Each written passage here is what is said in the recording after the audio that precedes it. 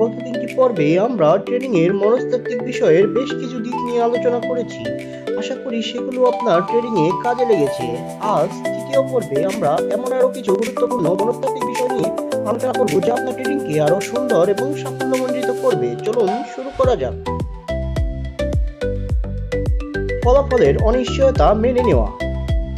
আপনাকে মানসিকভাবে এটা মেনে নিতে হবে যে প্রতিটি একক ট্রেডের ফলাফল সম্পূর্ণ স্বাধীন ও অনিশ্চিত।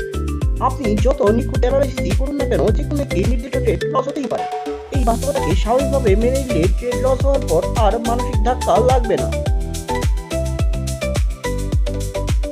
চার্টে জোর করে প্যাটার্ন খোঁজা বন্ধ করা। অনেক সময় আমরা মনের অজান্তেই চার্টে জোর করে এমন কিছু খোঁজার চেষ্টা করি যা বাস্তবে নেই, শুধুমাত্র নিজের ধারণাকে সঠিক প্রমাণ করার জন্য। নিজের ইচ্ছা মতো মার্কেটে না চালিয়ে মার্কেট বাস্তবে আপনাকে যা দেখাচ্ছে তার উপর ভিত্তি করে নিরপেক্ষ সিদ্ধান্ত নেওয়ার মানসিকতা তৈরি করুন। সঠিক সময় পর্যন্ত প্রফিট হোল্ড করার সাহস।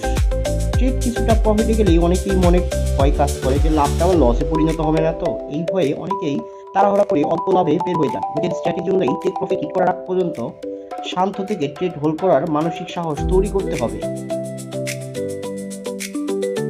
রিভেঞ্জ ট্রেডিং এর ফাঁদ থেকে বাঁচা। একটা ট্রেড লস হওয়ার পর মন চায় যে কোনো মূল্যে এখনই সেই লস রিকভার করতে। একেই বলে রিভেঞ্জ ট্রেডিং।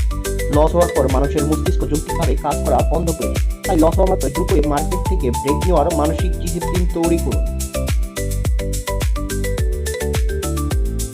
একঘেয়েমি থেকে হুটহাট ট্রেড না নেওয়া। মার্কেটে সবসময় পারফেক্ট সুযোগ থাকে না, কিন্তু স্ক্রিনের সামনে দীর্ঘক্ষণ বসে থাকলে পোর্ট বা একঘেয়েমি লাগে এবং মনে হয় একটা না একটা ট্রেড নেই। এই একঘেয়েমি থেকে নেওয়া ট্রেডগুলোই সবচেয়ে বেশি লস হয়। শুধু না থাকলে ল্যাপটপ বন্ধ করে অন্য কাজে মন দেওয়ার মানসিকতা তৈরি করুন। এরকম ভিডিও আরও পেতে চাইলে এখনই চ্যানেলটি সাবস্ক্রাইব করুন।